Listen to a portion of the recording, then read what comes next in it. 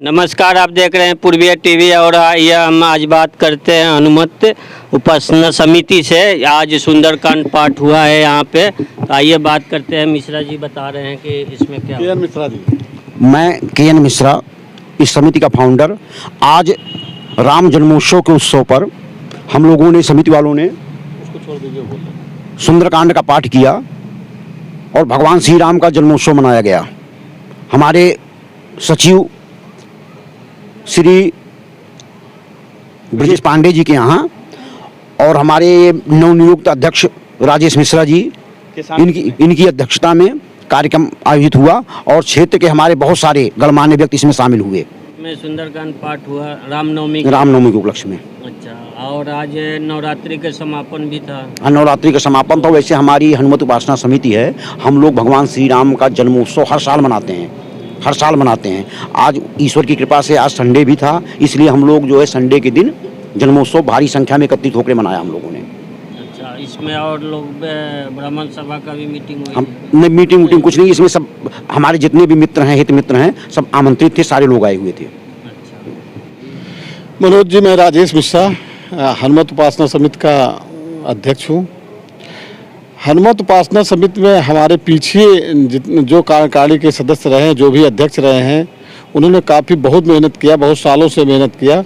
इस समिति को जीरो से उठा करके आज यहाँ लेकर के आए हैं, जिसमें से एक नया अध्यक्ष चुने गए हैं। तो कैसा मतलब अनुभव कर रहे हैं? बहुत सारे, अभी जैसे बता रहे थे ना, बहुत सारे चैलेंजेज होते हैं कि अपने को सुंदरकांड का पाठ करवाना है, लेकिन अगर हम कहेंगे कि मनोज जी आप करवाइए, मनोज जी कहेंगे कि मंगलवार करवा देंगे जी, शनिवार करवा दें, तो हमारी लोगों की कोशिश ये होती है कि हम आपको प्रेरित करें, आप अपने आप ही हमसे आकर के कहें कि जी आप हमारे यहाँ आकर के एक बार सुंदरकांड का पाठ करिए। हमारे के.एन. मिश्रा जी के आप मुखारबिंद से सुने होंगे सुंदरकांड, इनकी मधुर वाणी को सुन करके। जैसे आज के लोग धर्म से दूर होते जा रहे हैं, तो क्या करेंगे, कैसे करेंगे लोग जुड़े आपसे? मनोज जी, अभी हम बात कर रहे हैं कि हम यहाँ सुंदरकांड का पाठ क्यों कर रहे हैं, रामनवमी क्या है, रामचरितमानस क्या है, भगवान राम क्या है। हम इसीलिए लोग बाग नहीं जुड़ रहे हैं। अगर हम जगह जगह आज साई नगर में कर रहे हैं, कल लखपत कॉलोनी में करेंगे, उसके बाद ओम नगर में करेंगे, फिर शुरू से स्टार्टिंग से खड्डा कॉलोनी जैतपुर से होते हुए पूरे विधानसभा में ये लोग हम लोग जा कर के सुंदरकांड का पाठ कर रहे हैं। यही तो इसका उद्देश्य है। सुंदरकांड पाठ जो चल रहा है, तो इसको आजकल लोग व्यवसाय बना दिए हैं, तो इस पे क्या करेंगे? हाँ मनोज जी, जब भी हम लोग किसी से इंटरव्यू करते हैं या किसी को बताते हैं, अपने समापन में हम लोग कहते हैं कि हनुमत उपासना समिति किसी से कोई पैसा नहीं लेती है, निःशुल्क हम धर्म का प्रचार प्रसार करते हैं। आपको किसी को भी, किसी भाई को जब भी अगर सुंदरकांड का पाठ कराना है, उसके नंबर हैं, हमारे के.एन. मिश्रा जी के नंबर हैं और 2-4 नंबर्स हैं, जिस पे आप फ़ोन करिए, हम लोग हाँ, लेकिन टाइम बता दीजिए। जैसे कल करना है नहीं कर सकते, उनको बताना पड़ेगा ठीक है अगले शनिवार को या अगले मंगलवार को या एक हफ्ता। बिल्कुल डेफिनेटली कम से कम कोई कहेगा कल हमारे यहाँ जी बिल्कुल कम से कम एक हफ्ता पहले अगर बता देगा कि शनिवार को मेरे करवाना, सुंदरकांड का पाठ करवाना है, मंगलवार को करवाना है, तो हम डेफिनेटली वहाँ जा करके करें। सारा सिस्टम आपके पास है? सिस्टम नहीं है हमारे पास में हम ही लोग हैं। बाकी जो बुलाता है हमको, उसके पास में बोले निःशुल्क करेंगे, लेकिन जो सिस्टम नहीं, साउंड सिस्टम जो आदमी कहेगा, साउंड सिस्टम उसको अरेंज कराना पड़ेगा, बैठने का अरेंज कराना पड़ेगा, वो सारी चीज़ें उसको अरेंज कराना। हनुमत उपासना समिति उनके यहाँ जा करके सुंदरकांड का पाठ करेगी। वो नहीं कि चलो ठीक है वो साउंड माइक लेकर के जाएगी, ऐसा कोई सिस्टम अभी फिलहाल अभी नहीं है। आगे हम आगे हम लोग सोच रहे हैं, प्रयास करेंगे कि हमारा सारा सिस्टम हो, ढोल हो, मजीरा हो, जहाँ जो है बहुत सारी चीज़ें हैं भी हमारे पास में, लेकिन हम कोशिश करते हैं कि लोकली अगर वो अरेंज हो जाए तो ज़्यादा अच्छा रहे। हमारे निवास स्थान पे, जो कि मैं हनुमत उपासना समिति का सेक्रेटरी हूँ और हमारे अध्यक्ष श्री राजेश मिश्रा जी हैं और हमारे फाउंडर अध्यक्ष श्री के.एन. मिश्रा जी हैं।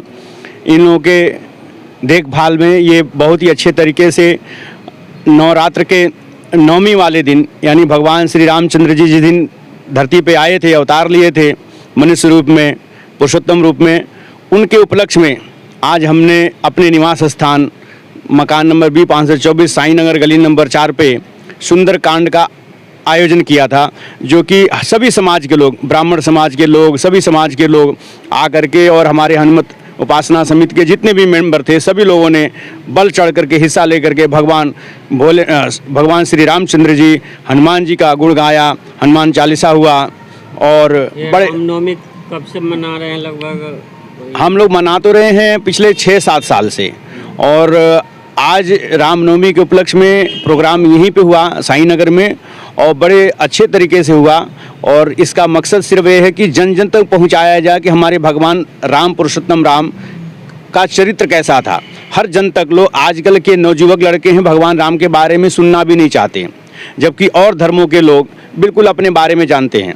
तो हमारे समिति का मेन उद्देश्य है कि जन जन तक पहुंचाया जाए कि भगवान श्री राम क्या थे, उनका मकसद क्या था, वो कैसे। सुंदरकांड पाठ जो हुआ तो ये क्यों कराते हैं, इस पे कुछ प्रकाश डालना चाहेंगे? बिल्कुल प्रकाश डालना चाहेंगे। हम इसलिए कराते हैं कि भगवान राम का जो चरित्र है, भगवान राम का जितना हम लोग गुणगान करें, जितना अनुसरण करें, हर मनुष्य के अंदर मनुष्यता आए।